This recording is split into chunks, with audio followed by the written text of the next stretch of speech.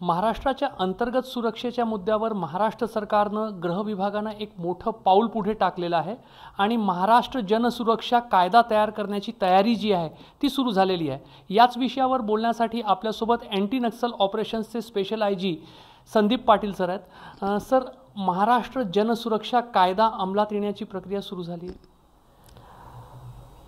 महाराष्ट्र जनसुरक्षा अधिनियम आता आज आपल्या महाराष्ट्र विधानसभेमध्ये टेबल झालेला आहे आणि यावरती विधानसभेमध्ये विस्तृतपणे चर्चा होईल। त्याच्यानंतर विधान परिषदेमध्ये जाईल आणि दोन्ही सभागृहाच्या मान्यतेनंतरच हा कायदा अस्तित्वात येईल, ज्यावेळेस राज्यपालांचा त्याला हे प्राप्त होईल।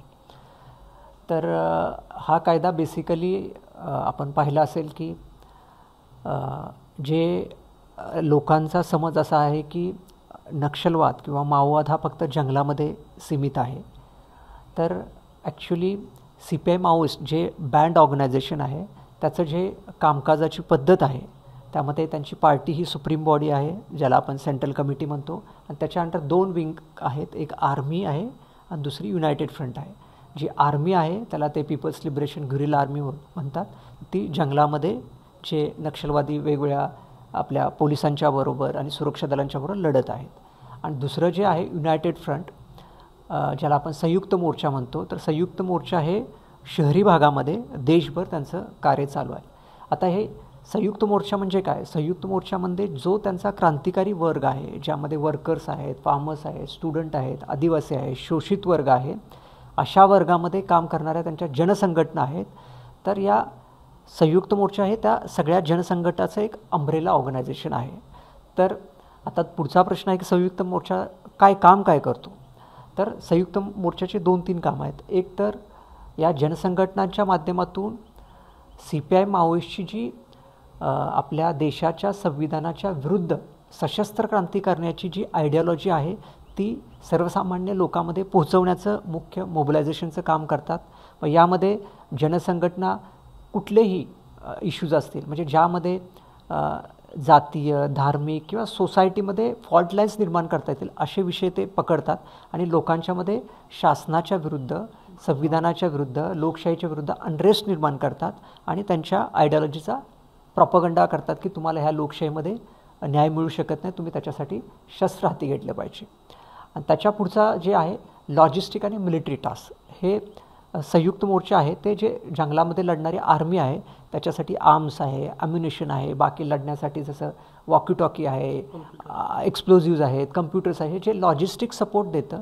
त्याच्याबरोबर मिलिटरी टास्क जे म्हटलं की ॲम्युनिशन सप्लाय करणं, आर्म्स कुठून मिळतात का हे पाहणं, परत आपल्या ज्या गोपनीय यंत्रणा आहेत त्याच्यामध्ये इन्फ्iltrate करणं, ज्या महत्त्वाच्या एजन्सीज आहेत, इंडस्ट्रीज आहेत, पॉवर प्लांट्स आहेत किंवा आपल्या ऑर्डनन्स फॅक्टरी आहेत त्याच्यामध्ये इन्फ्iltrate करणं, जे उद्या भविष्यामध्ये PLGAचं आणि इंडियन पॅरामिलिटरी फोर्सेसचं आर्मीचं युद्ध जर यावेळेस सुरू होईल त्यावेळेस त्यांना सबॉटेज करता आलं पाहिजे, असं फ्युचर प्लॅनिंग करायचं काम ह्या शहरी जे फ्रंटल ऑर्गनायझेशन करतात।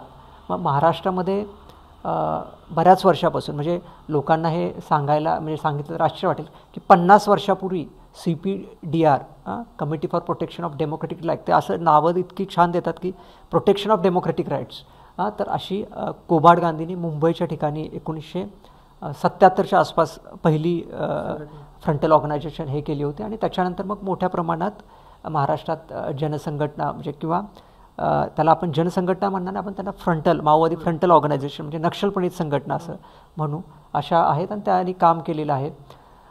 तर देशामध्ये असे जनसुरक्षा कायदे, public security act Chhattisgarh, Jharkhand, Chhattisgarh, Telangana, Andhra Pradesh, Odisha अशा ठिकाणी आहेत आणि जवळपास 48 संघटना अशा वेगवेगळ्या राज्य सरकारने वेगवेगळ्या केलेल्या आहेत। आणि महाराष्ट्रात पण शहरी राज्य आहे, मोठ्या प्रमाणात इथंही संघटना ॲक्टिव्ह आहेत, त्यामुळे मला वाटतं की अशा कायद्याची नितांत गरज होती। नक्षलवादासोबत महाराष्ट्र पोलीस आणि गडचिरोली पोलीस किंवा जिथे जिथे नक्षलवाद आहे यशस्वीरित्या गेल्या अनेक वर्षांपासून लढा देत आहे आणि जंगलातील नक्षलवाद बऱ्यापैकी काबू करण्यामध्ये, नियंत्रणात आणण्यामध्ये यशही आलेलं आहे. मात्र हा कायदा आतापर्यंत महाराष्ट्रात नव्हता, त्यामुळे कुठंतरी कमतरता भासवत होती किंवा जो एक लढा देण्यामध्ये जी ताकद सिक्युरिटी फोर्सेसला, पोलिसांना मिळाली पाहिजे ती कुठंतरी कमी पडत होती. निश्चितच गडचिरोली पोलीस दलाच्या प्रयत्नामुळे महाराष्ट्र पोलिसांनी गडचिरोलीमध्ये किंवा गोंदियामध्ये माओवाद एका ठराविक एरियात किंवा बॉर्डर एरियात सीमित करण्यात यश मिळालेलं आहे आणि ते खूप मोठं यश महाराष्ट्राला मिळालेलं आहे. पण आपलं जे छत्तीसगडबरोबर जी मोठी बॉर्डर आहे त्यामुळे आपल्याला तिथं नेहमी अलर्ट राहावं लागतं आहे.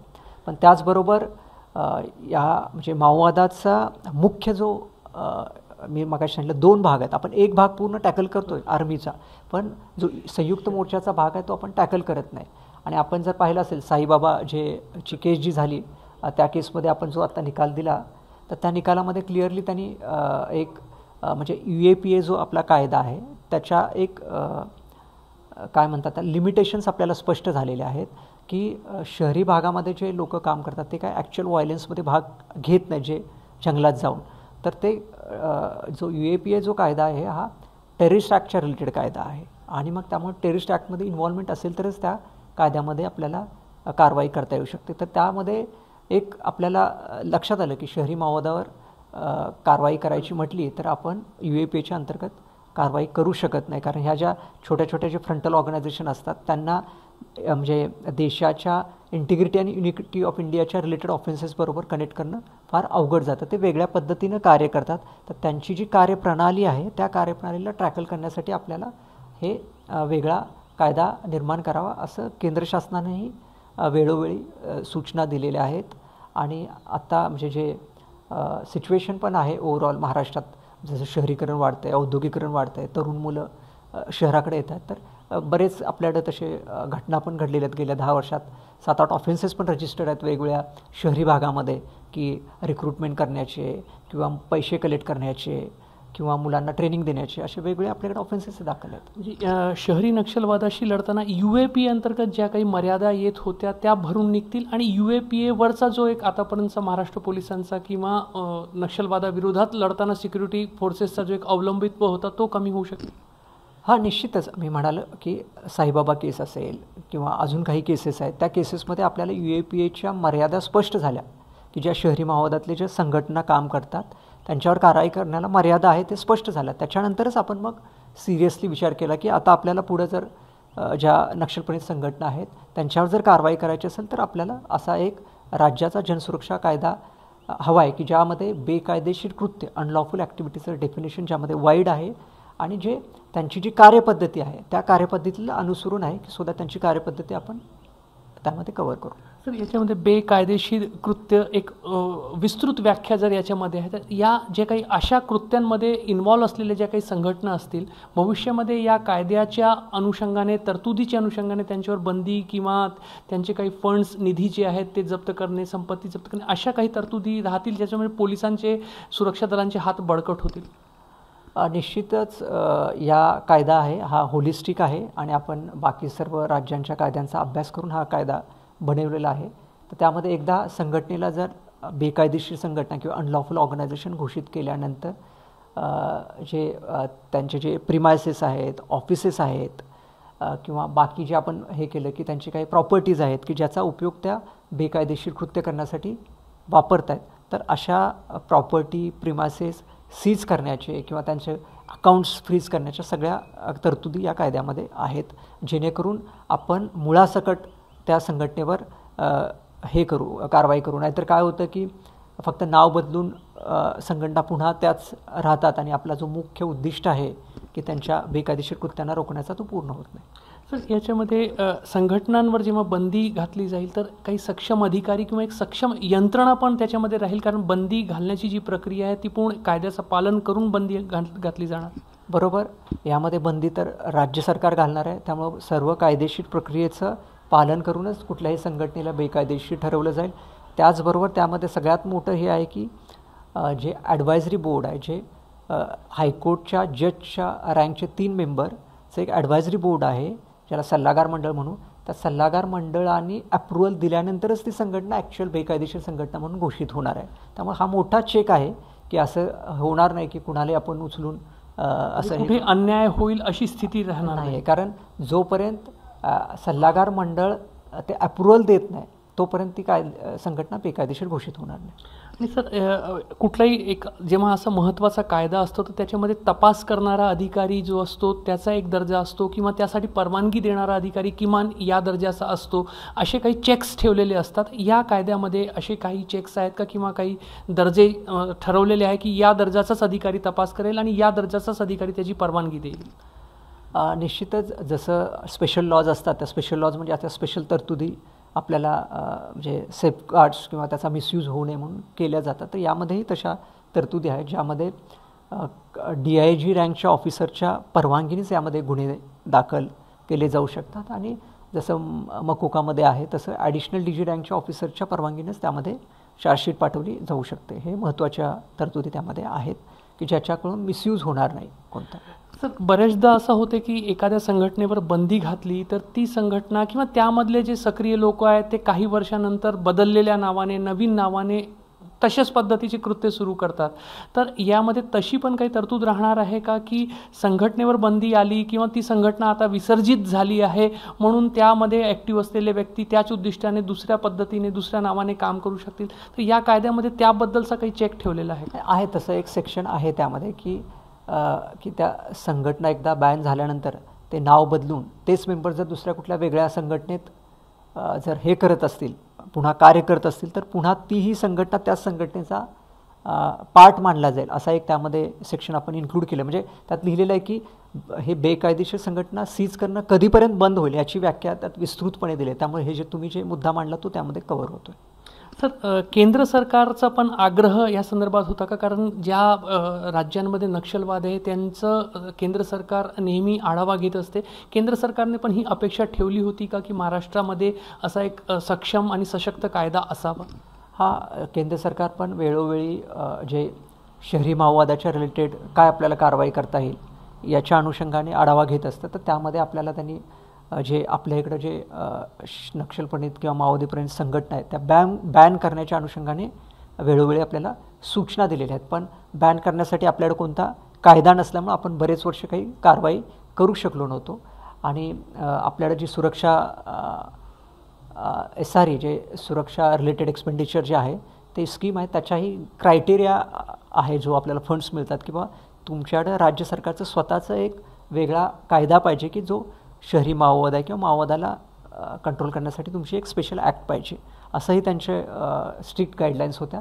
तर त्याच्या अनुषंगाने आणि ओव्हरऑल आपण म्हणजे शहरी राज्य आहे त्यामुळं मला वाटतं की दिवसेंदिवस आपण पाहिलं असेल की माओवादी प्रणित संघटनांचा प्रयत्न असतो की जे काही ज्वलंत इश्यूज आहेत त्यामध्ये घुसून कसा कायदा सुव्यवस्थेचा प्रश्न निर्माण होईल आणि त्यातून कसा हिंसा होईल आणि हिंसेच्या माध्यमातून ज्यावेळेस सरकार त्यांच्यावर स्ट्रॉंग कारवाई करतं तर ते लोक सरकारच्या विरोधात जाऊन त्यांना रेडीमेड रिक्रूट्स मिळतील, हा एक मुख्य उद्दिष्ट असतो. तर त्यामुळं अशा कारवाई किंवा असे कृत्य करणाऱ्या संघटनेला वेळी चेक बसला तर पुढं मोठ्या कायदा सुव्यवस्थेचे प्रश्न निर्माण होणार नाहीत असं ह्या कायद्यामुळे शक्य होतं.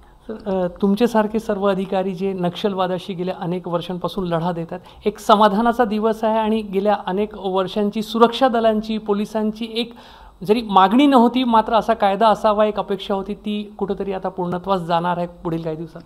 निश्चितच लोकशाहीमध्ये आपण कुठलंही जे असा अंतर्गत सुरक्षेचा जो प्रॉब्लेम आहे तो फेस करण्यासाठी आपल्याला जे कायदेशीर प्रक्रिया जी लागते की ज्याच्या आधारे पोलीस किंवा शासन त्या योग्य ती कारवाई करू शकते. तर मला वाटतं आता हे एक लीगल फ्रेमवर्क आपल्याला राज्य शासनाने निर्माण करून दिलेलं आहे. त्यामुळे येणाऱ्या काळामध्ये जो माओवादाचा लढा आहे तो एक अतिशय काय म्हणतात स्ट्रॅटेजिकली आणि एक होलिस्टिक अप्रोच घेऊन आपण हे करणार आहे. फक्त बंदुकीने जंगलातले आपले जे फूट सोल्जर्स आहेत त्यांना मारून माओवाद संपणार नाही, पण शहरामध्ये जे आज जंगलापेक्षा जास्त शहरामध्ये त्यांचे जे कॅडर्स आहेत, जास्त संख्येने कॅडर्स आहेत, तर त्यांनाही वेळीच आपण आवर घालून जे तरुण मुलं चुकीच्या दिशेला भरकटली जाऊ शकतात ते रोखण्यासाठी मला वाटतं ह्या कायद्याचं सर्वात मोठं योगदान असणार.